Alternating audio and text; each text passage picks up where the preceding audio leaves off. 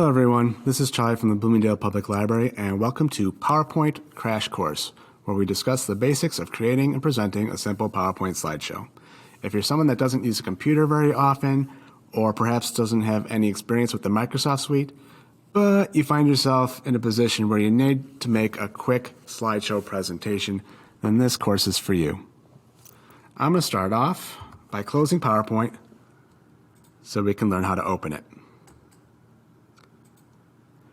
I'm going to be using Windows 10, so if you are not, this is probably going to be a little different for you. There's a couple of ways to open PowerPoint. As you can see here, we're using PowerPoint 2016. The earlier and later versions are going to look and function pretty much the same for the things we're going to be doing. So whichever version you have, the icon is going to be orange with a P.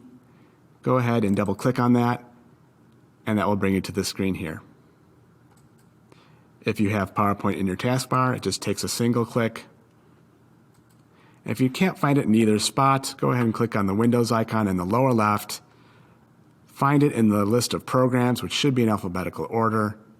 Click on it, and there you go. If you want PowerPoint on your desktop, because you don't have it there already, just find it in the list, click and drag to the desktop, then let go, and now you've got an icon. So if you already have a project that you wanted to open, all you got to do is find the file in the folders or on the desktop, double click, and it will both open the program and set you on your project. If you're working on the same computer that you're working on previously, I believe it will always bring you to the slide that you were last working on as well, which is kind of nice usually. So I'm going to go ahead and close that. Start us up from scratch. And again, this is our starting screen. If you were working on projects previously, it should show up in the recent category here. Otherwise, we've got a whole list of templates here and a little search bar for searching for templates online if you have a connection to the internet. I'm going to get into all of that in a later video. And for right now, we're just going to go with the blank presentation template, and that will take us to the screen here. So before we do anything, I just want to take a quick look at the interface. In the top left, we have the quick access menu, which by default has the save, undo, and redo options, as well as an option for starting your slideshow. As you can see, our slideshow is blank. Just hit escape to get out of the slideshow and bring us back here. If you click on the arrow next to all of those, you have a couple more options that you can either add or subtract from the quick access menu. Oops. On the right side here, we have minimize, maximize, and close, like most Microsoft Windows will have. And next to that is another guide that you might want to be aware of, and that's the ribbon display options. So we can go ahead and click on the first option to auto hide the ribbon, and that could be useful if you have a small screen. It'll give you a little extra real estate to play around with your slide. If you bring the pointer all the way up to the top, you see a little orange bar there. Click on it, and it'll bring the commands back. Usually you'll need to worry about that if you do something by accident. Just don't panic. All you got to do is go up to this little rectangle with the arrow up, click on Show Tabs and Commands, and it'll bring everything back. So below all that is the ribbon, which again has some tabs, and under each tab are the commands. We'll go through some of those a little bit later. On the far left here, we have our slide navigator, which only has one slide right now, but when we get a few more, we can use this to arrange things and edit our slides a little more quickly. And at the bottom, we have what's called the status bar, which shows which slide we're on. We've got notes, which is a tool for given presentations. You'll be able to see the notes in presenter mode, but your audience will not. Comments, I've never seen anybody use it all. And we've got a couple other guys here, which are different views, which if you accidentally click something,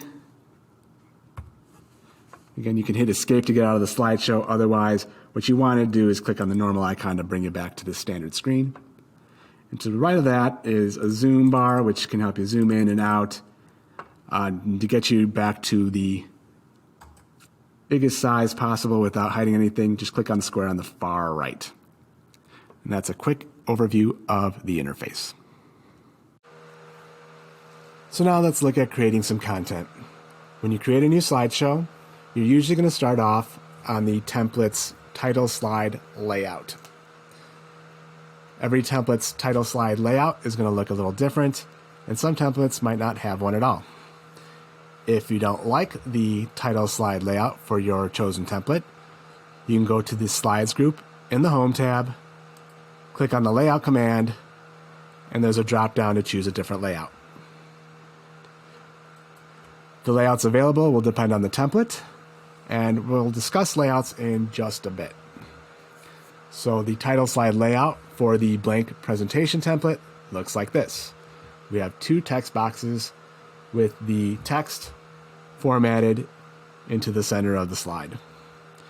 If I was just to leave things the way they are, the placeholder text will not show up in the slideshow, and neither will the outlines for the text boxes. So if I were to run the slideshow, we just get a blank slide. So we'll go ahead and add a title.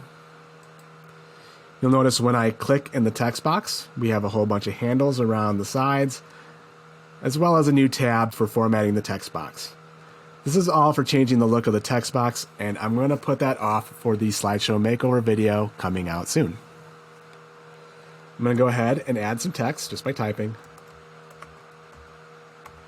And there we go. Once you click outside the box, then you're done.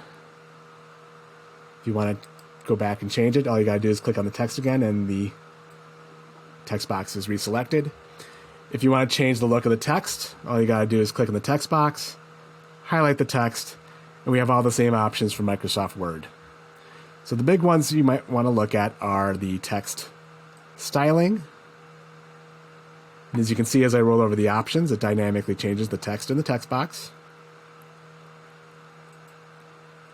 And next to that is the font size.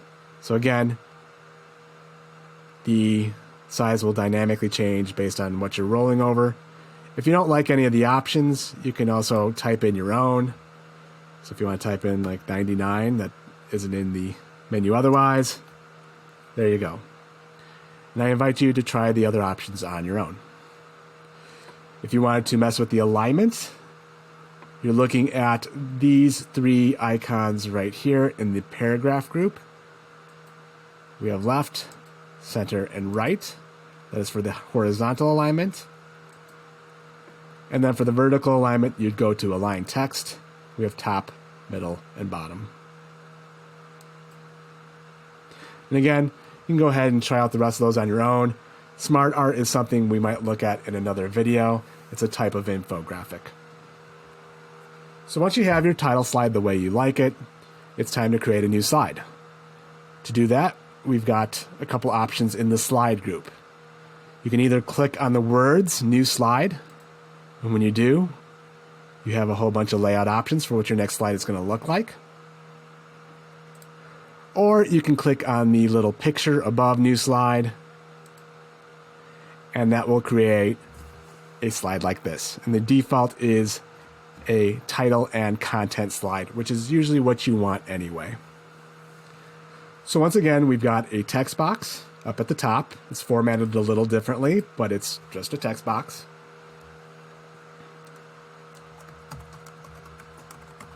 Go ahead and add a title there.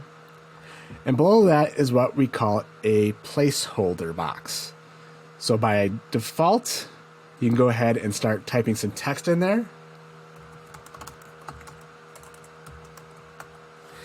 And it's pre-formatted to be a bulleted list, which again is usually what you want for doing a presentation.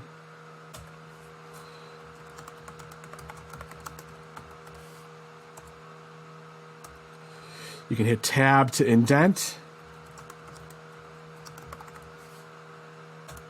Shift Tab will pull you back out to the previous level.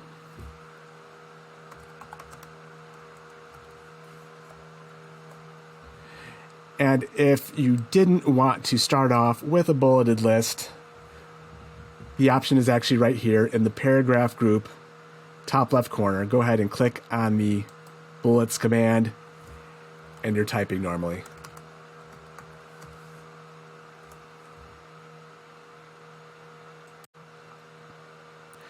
Now, I've seen professional presenters get away with everything we just discussed and nothing else.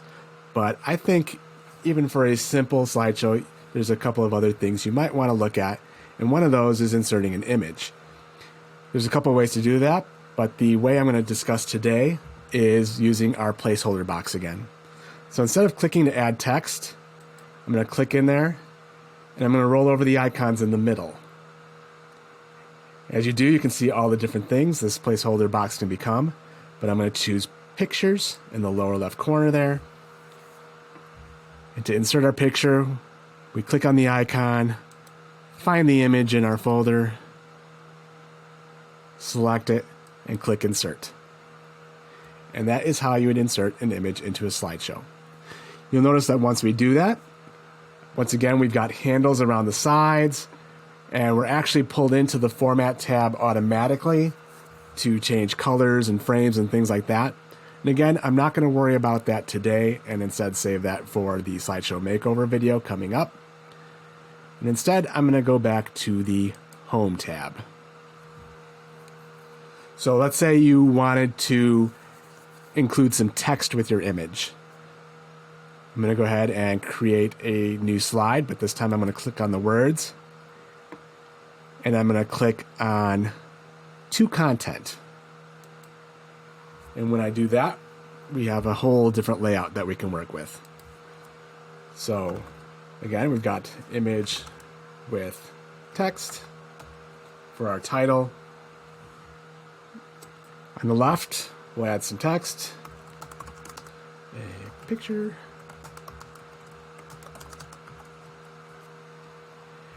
and on the right, the placeholder box will work just like it did before. I'm going to click on the image of pictures, select the image from the folder, click Insert, and there you go.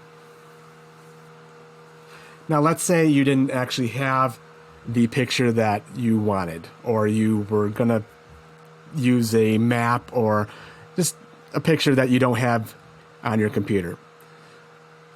Well, we can find something off the internet. Again, I'm going to go to the Home tab, click on New Slide, and we'll go back to Title and Content.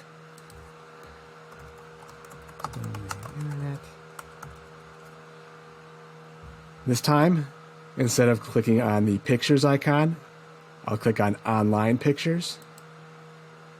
And when you do that, you get a little pop-up window like this. Click what you're looking for, hit Enter, and what's going to happen is PowerPoint is going to do a Bing search for what you're looking for. And as you see, we got a whole bunch of images of cars from the internet. You might want to make sure that the Creative Commons only option is selected. This is just images that are selected off the internet without any licensing attached to them. So you go ahead and click on an image, click Insert, and the image is downloaded off the internet and into your PowerPoint presentation. So there's all sorts of things you can do with pictures, but again, we're going to save that for another video. But another thing you might want to put in even a simple slideshow is a slide number. That'll help your audience refer to things that you talk about. To do that, we're going to go to the Insert tab, slide over to the right here, and in the text group, not slide number, but header and footer, we're going to click on that, and kind of in the middle, there's a checkbox for slide number. Go ahead and check that, and then click Apply to All. And when you do that, you'll see we have a little page number or slide number in the lower right there, and it appears on all the other slides as well.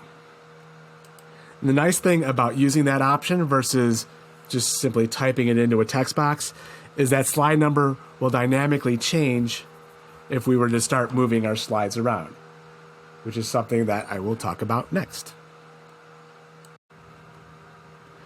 So the slideshow navigator is this side panel over here on the left, which is basically a thumbnail preview of your slideshow.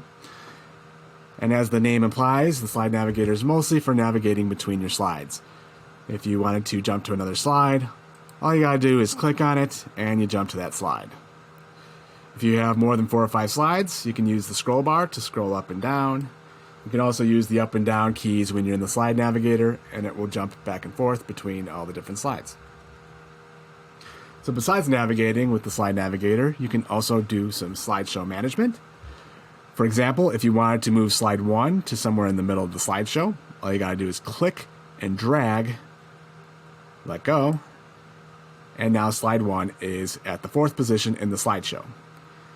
You'll notice that the slide number in the lower right corner changed dynamically according to the spot that it is located in the slideshow. So it's at 4 right now, but I'm going to click and drag slide 1 back to position 1, and you'll notice it goes back to a 1. If you wanted to select multiple slides at once, you can use the Shift key, which will select multiple slides, or you can use the Control key, which will skip the slides in between. So I'm going to go ahead and select slides 1, 2, and 3. And now I'm going to click and drag them all the way to the end. So that's how you can move an entire section of your slideshow around all at once. I'm going to go ahead and click and drag those back to the top. And there we go. So with moving slides around, you can also do the cut, copying, and pasting that is in the Home tab in the Clipboard section. So we have cut. I'm going to go ahead and cut slide 1. We have copy. I'm going to go ahead and copy slide 2. And then paste, which first I'm going to go ahead and select the area in between slides 5 and 6. Then click paste. And there you go. I'm going to undo all of that. You'll notice as I roll over the commands, you get a description of what each command does, and some of them also have the keyboard shortcuts as well. And I mention that because cut, copying, and paste are 3 you probably want to learn. And I mention that because they're easy to remember as they're right next to each other on the keyboard. It's Control X, Control C, and Control V. And also you can use those commands in a lot of other applications as well. I'll quite often copy things off of an internet page and paste it into a Word document or into a slideshow. So if you have a lot of slides and you have trouble using the slide navigator, you can also use the slide sorter, which is just a different view. If you go down to the lower right corner, you can see the different views available here. If you choose a slide sorter, you get a view like this. So it goes left to right, top to bottom. You can zoom out or zoom in if it helps. And it otherwise works just like the slide navigator, where you can click and drag a slide to wherever you want in the slideshow. I'm going to go ahead and click back on the normal view because there's one more thing I want to show you. If you right click on a slide, you see we have a whole menu of options here, some of which we've already looked at. But I'm more interested in the bottom one here, hide slide. And if you click on that, it'll hide the slide. So you'll notice slide 1 has become translucent and there's a line through the number now.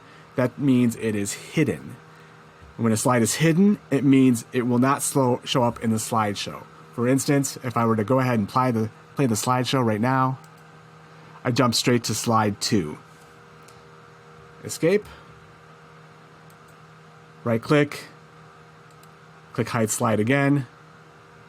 Now when I play the slideshow, it's back. So it's a way of hiding the slide without deleting it. It could be useful if you have a section of your slideshow that doesn't apply to a certain audience. You can go ahead and just hide that particular section, give your presentation while skipping that one section, and then you can unhide it for presentations you give later.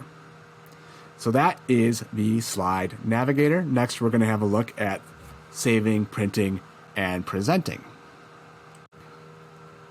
There are a couple ways you can save your file. The first one is to simply click on the disk icon in the upper left corner in the quick access toolbar. The second, you can see as you roll over it, you have the keyboard shortcut, which is Control S. And that's one you see used in a lot of applications, so you might want to get accustomed to it. And the third option, if you click on the File tab, you see Save as the fourth option down. Below that, you have Save As, which will let you choose a new file name, file type, and file location.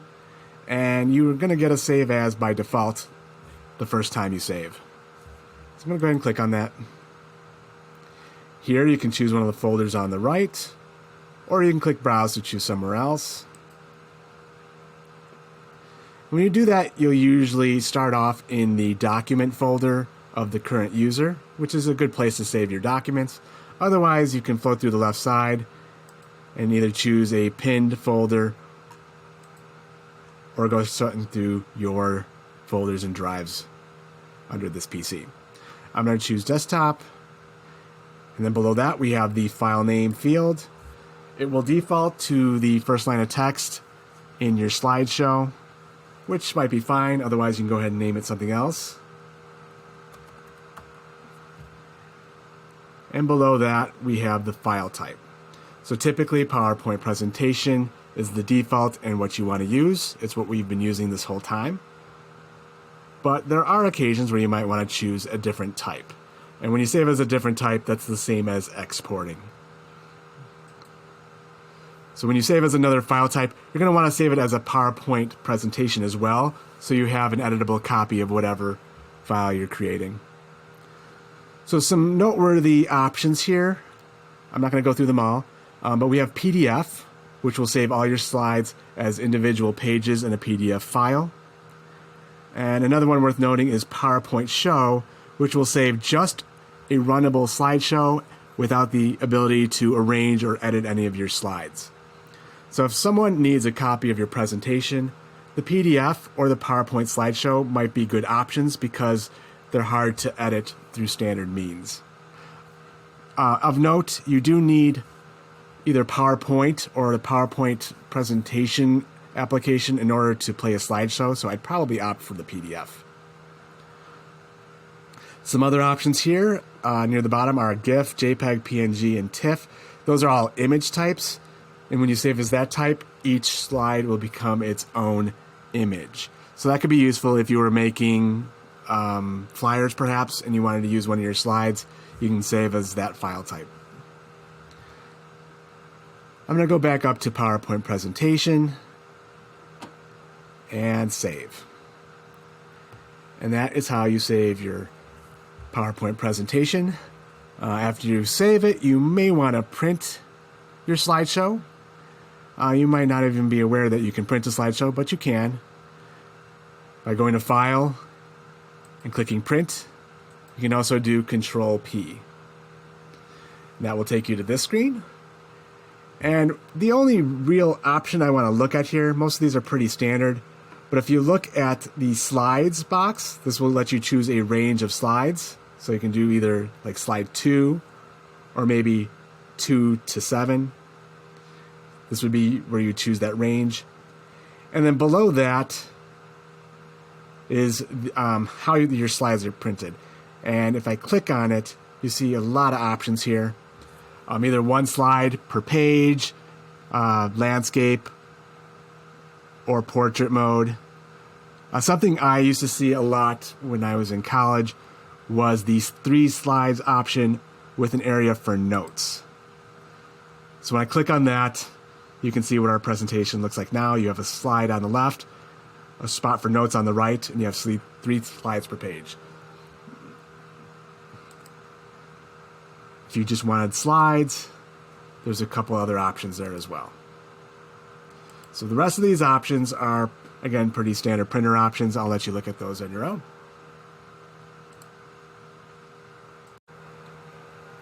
I'd like to finish up by demonstrating how to actually present a slideshow. There's a couple of ways to get up and rolling. One would be to use the icon in the quick access toolbar. It looks like a projector screen with a play button on it. When I roll over it, it also shows the shortcut key, which is F5. So if I click on that, our presentation is up and going from the beginning. I'm going to hit Escape to get out.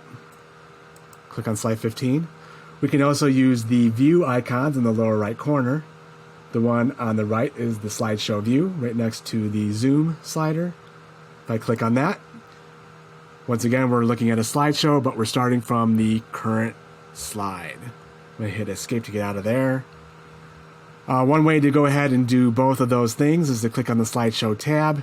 And on the far left, we've got a from the beginning command and a from the current slide command. I'm going to go ahead and click on from current slide, and then left click to get to the next slide, which shows us all the different ways we can go back and forth between our slideshow. In fact, I even left a couple out. So I just use left click. You can even right click and choose next from the menu here. You'll notice that next and previous both have the ends underlined. That means those are also shortcut keys as well. So N will go next, P will go previous. You can also use the down and right arrow keys. The 6 or 2 number pad keys as long as the num lock is off. The enter and page down keys, as well as the right arrow down at the bottom. When you move the mouse, you'll see some commands appear. The right arrow will go forward.